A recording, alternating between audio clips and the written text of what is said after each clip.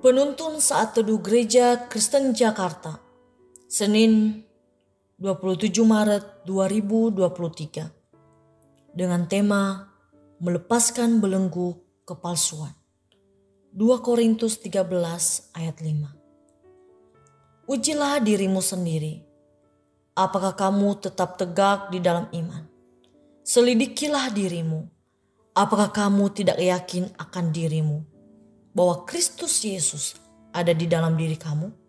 Sebab jika tidak demikian, kamu tidak tahan uji.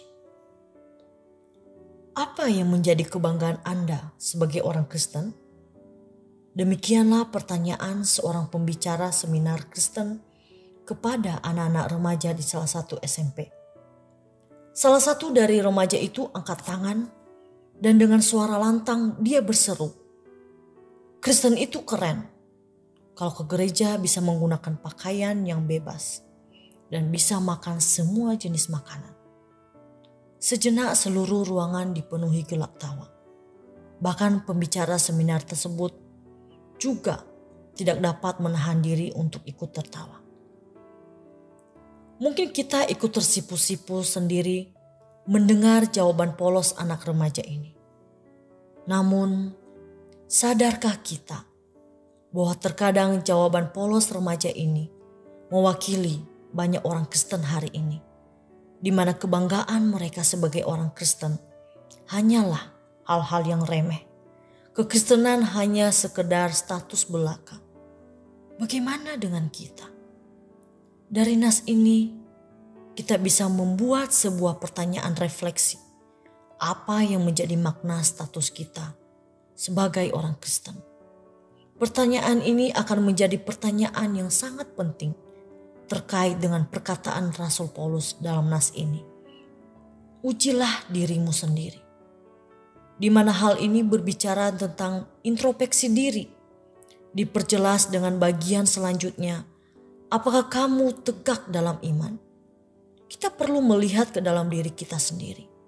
Apakah iman kita kepada Kristus benar-benar lahir dari hati kita?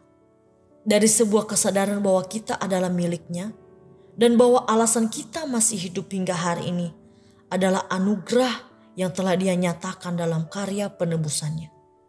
Dan bahwa kita harus menjadikannya Tuhan atas hidup kita.